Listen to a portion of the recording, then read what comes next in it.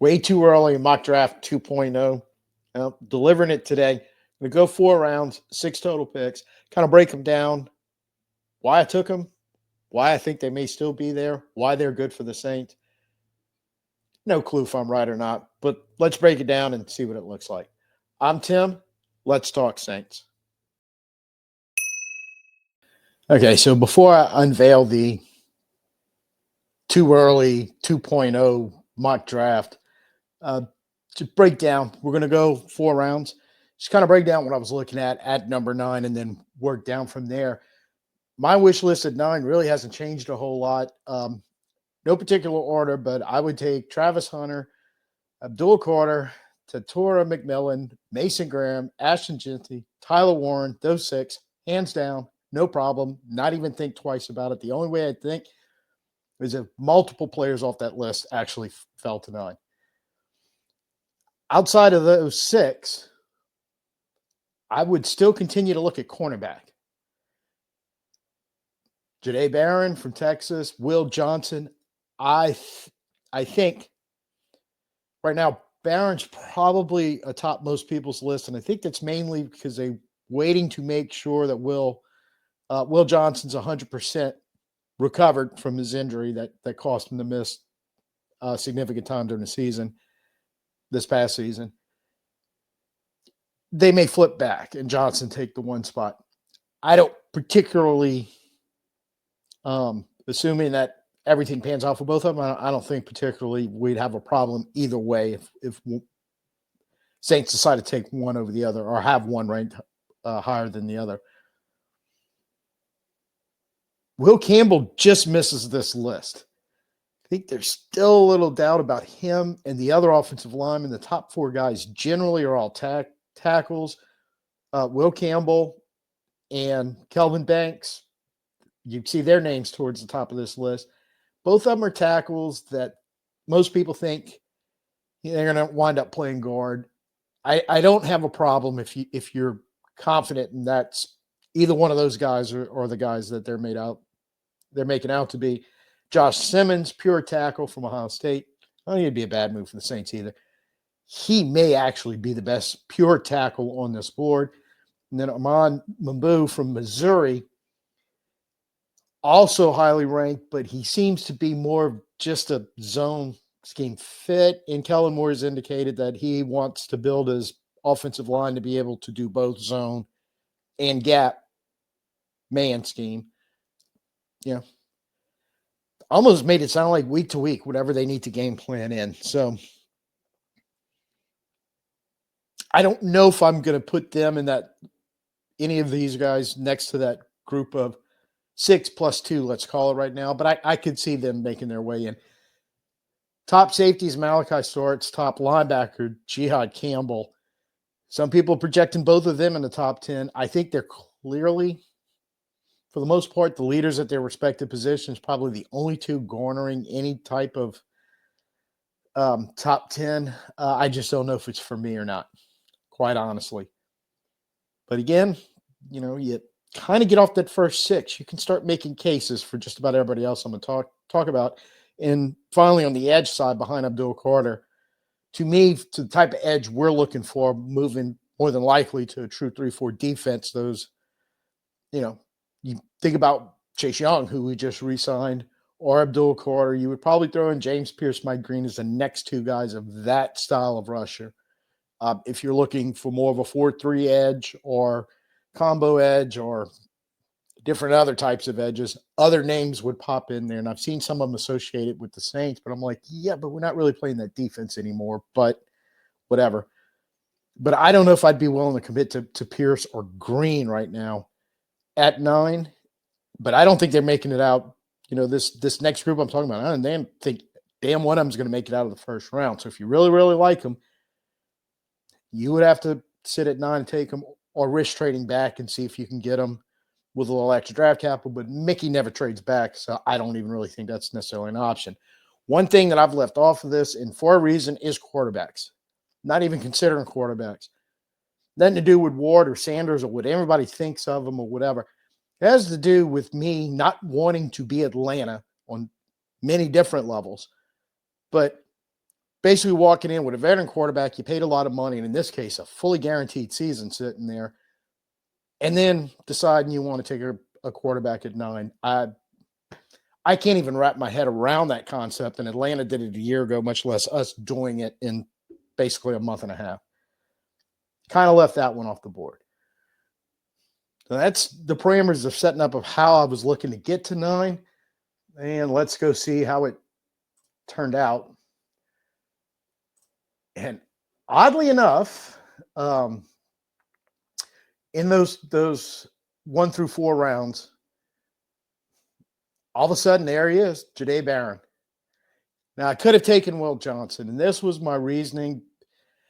And again, right now, assuming all things work out correctly with Johnson, I don't have a problem with either one of them.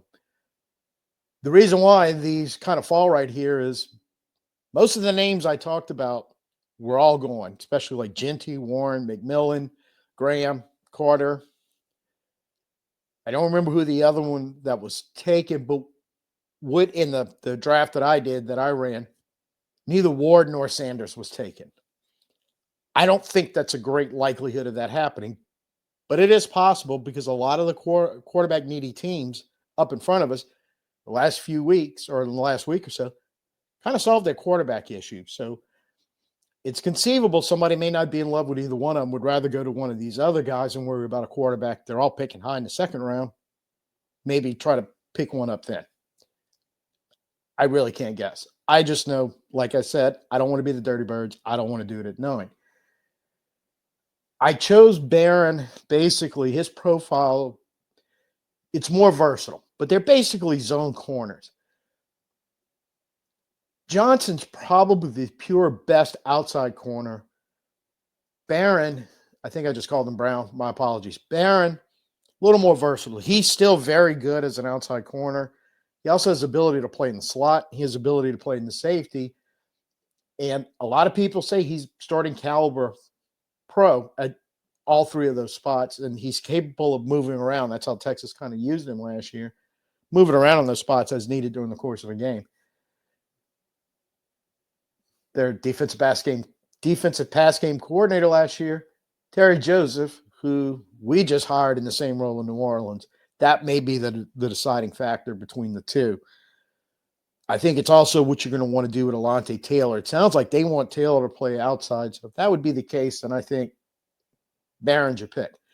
If they decide they want to move Taylor basically into this role, because Taylor play inside now, play in the slot, and I really do think he could play safety on the inside if you asked him, to make that transition. Then if that's the case, a healthy Will Johnson may be there because now he's just going to solidly sit outside at corner. Thing is, with both these guys, they're very good in zone. That's kind of what they're known for. They're man. But I really think this 3-4 that we're likely to switch to is just basically because the NFL is getting away from being a primarily man team like we were in the past. And one of the reasons why you switch to this 3-4, you're going to see a little more zone on the back end. And we need some guys that actually can be able to play it at different levels on the back end. Second round pick, I took TJ Sanders, defensive interior. I kind of felt like he was the best available sitting right there. That's 6'4", 290, basically a true 3 technique guy. So kind of looking almost like Brazil, maybe that what they call a defensive end and a 3-4, but 3 technique, 4 technique. They're kind of in that area. They're not really wide rushers, and they're not sitting in the nose or in the A gap. To 6'3", 290, pretty good size. He is kind of known for, and when I watched South Carolina play LSU, saw this going on. Moving side lateral quickness, kind of get into gaps. Very disruptive. Disruptive in the run game and the pass game. And his first step is very, very quick. So that helps in both areas. He's a better run defender than he is a pass rusher, which is like the counterbalance to what Brazil is, who's a much better pass rusher than he is a run defender. And the hope is you've got two guys, kind of opposite ends almost of the spectrum, but and I would think on tape, it kind of sounds like the run, defense, and pass rush of Sanders is closer together than the gap of Brazier's pass rush to his run defense. But hopefully you're kind of going to wind up getting both out of them, because that's a spot where you're going to need both in this defense. I think it's a high motor, but I think his basically knock is hand strength and overall strength, maybe a little lacking to be a full-time starter. So but they say at worst he's rotational, which is okay also, because I would like to think you can get him a little stronger, and our defensive line coach will be able to work with him, kind of smooth out some of those rough edges. I'm expecting the same thing with Brazier and his run defense. Get them kind of both up where you need it.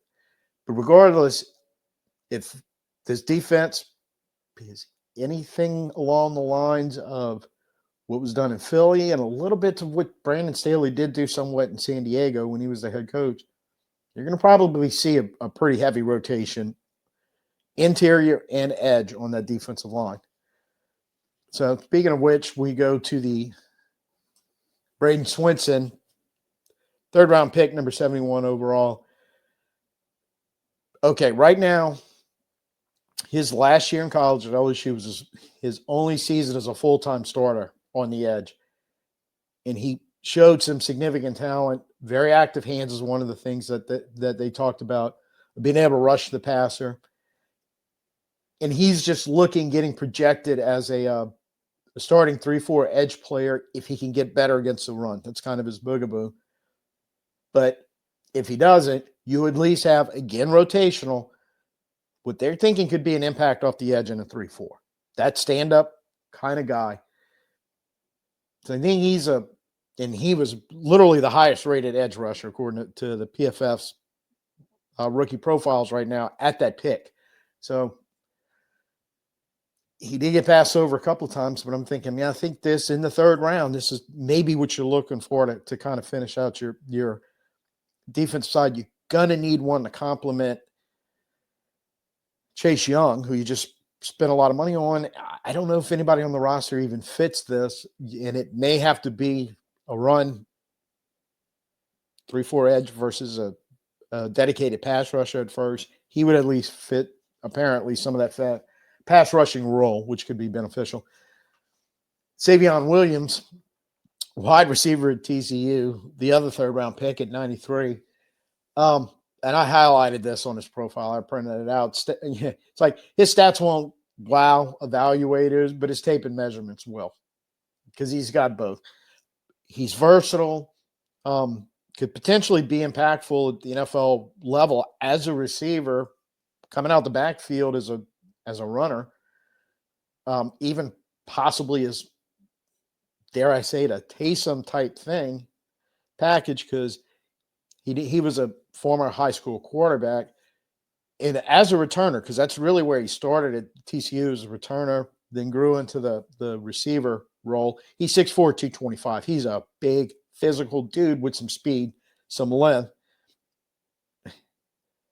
Here's the anomaly here, which kind of gets him in the third round, because normally you'd be looking at him going a lot higher. He's a monster at the catch point and in contested catches. He could, very strong hands, fight for the ball, keep it away from defenders. Kind of one of his physicality overall, because he's also a very reliable blocker downfield. But it's almost like he attacks the ball and he'll rip it away from defenders, which you want from big guys like that. But apparently he also has a very high drop rate, which is, an issue. And it almost sounds like reading it. It's like when he's covered, yeah, he's the guy. But if you throw it to him when he's open, he struggles, kind of frustrating drops. I don't know where that goes, but I think Keith Williams, our wide receiver coach, could possibly get involved in this and maybe kind of, I don't know, fix that drop rate issue. And you might really have a real find there that you're going to be able to work different spots on your offense, not just a receiver, man, he would give you a fantastic red zone target. Just got to get that drop rate up into the positive. Last two, the 4th round picks, and I'm kind of let me do this so you can see the whole thing. I think these are both kind of reaches in a certain way. But I think you're getting to the point in the 4th round where you're going to be looking at guys like this. Jaden Blue, running back from Texas, last year was really his first year as a starter. And that was even in a kind of split backfield. 6 foot, 200 pounds, 21 years of age, but he is fast and explosive. That's kind of what they got on him. One of the things I read, I believe it's Trevor Sickam that said, basically if he finds a crease, he can take any carry and house it from anywhere on the field. Kind of stuff you like to have. Drawback on him, I think that kind of holds him back is they're mentioning a lack of strength. So he doesn't break a lot of tackles, doesn't get through contact real well. But more importantly, leading to some ball security issues that came up last year in 2024 with it, having a hard time holding on to it. And it's also, you got to ask the question that if you're going to use him in the receiving game, can he hold up in blocking, basically? And last year, it looks like they used him in the receiving game, 41 catches on 58 targets, 365 yards in a split situation. So if you're talking, even if he can help you, the check downs, that sort of stuff, but with some explosive speed, hey, maybe you can get some good things out of a player like that. But getting him stronger and fixing his ball security would be the two, obviously top agenda items for him. So he could be an interesting and very productive, or you're going to have to sit and wait a year for him to develop, get the strength up. That's possible. And while you're doing it, you need to fix ball security one way or the other. So the other one is David Walker, and he kind of fits into the same category as Blue. He was a Central Arkansas, highly productive and decorated FCS player. 6'1". I think they've got him in around the 245 range, so a little small. That's kind of the concern. May be able to get overwhelmed a little bit, but he's a high-effort player, and his production was insane. His grading in PFF, he was excellent or above in just about everything in his last 3 years in college. And teams are liking that ability, but I think it's really boiling down to, can this translate onto the NFL field? And it's probably one of those situations you're not really going to know unless you take him and bring him aboard.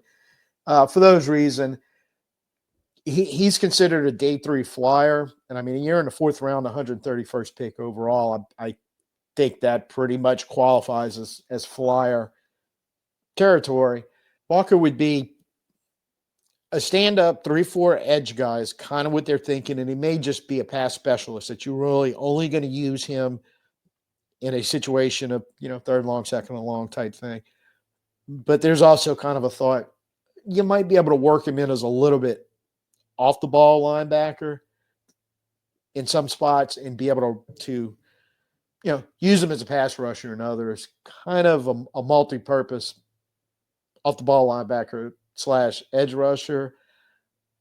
Brandon Staley may be on board with something like that. So you just, I think Blue and Walker, those at the 2 4th round spots, what you're really looking at there, I totally believe is just raw molds of clay with a lot of speed and athleticism and explosiveness that could do some stuff, but you're just not sure about him.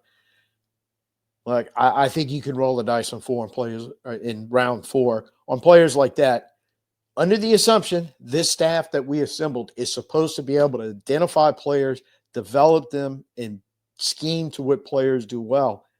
You got guys like that, you might be able to really get some play out of them, even if you're, not really thinking they're going to make the starting line.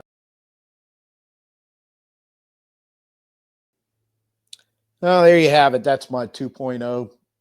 Too soon, too early, still mock draft. But I think you're getting closer to the point where you can start figuring some stuff out. First week in free agency definitely helps out. Kind of saw what we did. amazingly enough, that as I'm wrapping up filming on this on Monday, early this morning, was kind of the big contract to Stingley and talking about that, how it could affect the Saints draft. This would be a situation where, again, if it's Johnson or Barron at that spot, and I think under that, where no quarterbacks are taken in the first 8 spots and kind of knowing who the studs are in this draft, I think it's a reasonable. I don't know if it's highly likely, but I think it's reasonably likely. Both of them aren't taken. It may only be one. It may only be Cam Ward. Would still kind of put you in the same position. I think it would work out for us. I do. So you let me know in the comments what you would do in that situation or any other. Throw some names out there. Kind of comparison to the rounds where they go, but since you weren't with me with the draft, and quite honestly, I can't remember everybody who was available as I'm shifting through trying to do a more or less on-the-fly draft board because I really don't have one done yet. I think some of the names you would bring up would probably have been there and may have been some of the ones where I'm going, I can see that player B instead of player A who I took. Just let me know what you think. First time here, please like, share, subscribe, but definitely the like. The algorithm really likes that whole thumbs up thing. And again, like I said, drop the comments. Let me know what you think. So, till I see you next time, I'm Tim. Peace out and hoot at.